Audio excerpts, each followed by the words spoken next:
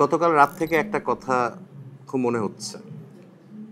Bangladesh cricket দল কি এসিসির এতদিনের আশা পূর্ণ করলো?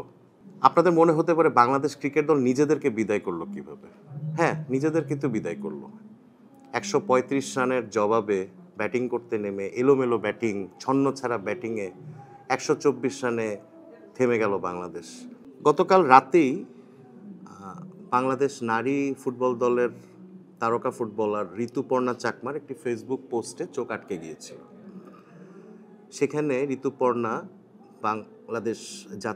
বাংলাদেশের জাতীয় পতাকা এবং ব্যাট বলের একটা ইমো দিয়ে লিখেছেন হতাশ।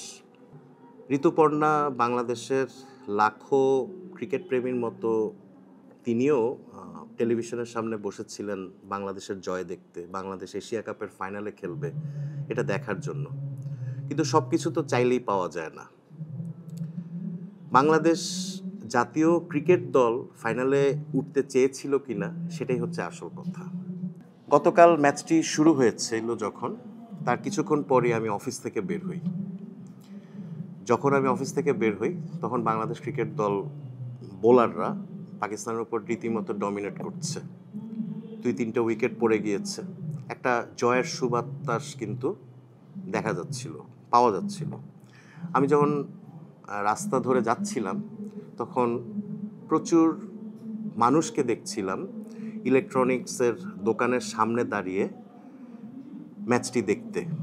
আমি অনেক দিন পর এই ধরনের দৃশ্য দেখলাম যে রাস্তার মোড়ে মোড়ে জটলা মানুষ টেলিভিশনের দোকান বা ইলেকট্রনিক্সের দোকানের সামনে দাঁড়িয়ে বাংলাদেশ ক্রিকেট দলের খেলা দেখছে। পাকিস্তানের এক একটি উইকেট পড়ছে, তারা উল্লসিত হয়ে উঠছেন। আসলে বাংলাদেশের মানুষ প্রতিনিয়ত নানা ধরনের সমস্যার মধ্যে থাকেন, তো নানা ধরনের জীবনযাত্রা, জীবন সংগ্রামের চাপ তাদেরকে নিতে হয়।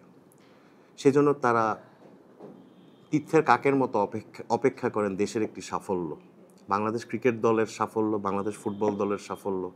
এই ধরনের সাফল্যগুলো বাংলাদেশের মানুষকে উজ্জীবিত করে, আনন্দিত করে, কিছুক্ষণের জন্য রিলিফ দেয়, কিছুক্ষণের জন্য মানুষ সেই দুঃখগুলো, সেই কষ্ট, সেই সংগ্রামের কাঠিন্য, এসব জায়গা থেকে তারা বেরিয়ে আসে। বাংলাদেশ ক্রিকেট দল যখন পাকিস্তানকে ১৩৫ রানে বেঁধে ফেললো তখন অনেকের মধ্যেই স্বস্তি দেখেছিলাম। তারা আশা করছিল বাংলাদেশ ম্যাচটি জিতে যাবে এবং এশিয়া কাপের ফাইনালে জায়গা করে নিয়ে তাদেরকে আনন্দ দেবে, কিন্তু সেটা হয়নি। আগেই বলেছি, বাংলাদেশের ব্যাটসম্যানরা কাল যে ব্যাটিং করেছেন, যেই ধরনের অ্যাপ্রোচে খেলেছেন, সেটা জয়ের জন্য যথেষ্ট ছিল না। আমি এখানে ম্যাচ অ্যানালাইসিস করতে বসি নাই। আসলে ম্যাচ অ্যানালাইসিস করে কোনো লাভ নেই। বাংলাদেশ ক্রিকেট বোর্ড ব্যস্ত নির্বাচন নিয়ে, সেখানে নানা ধরনের মেকানিজম চলছে।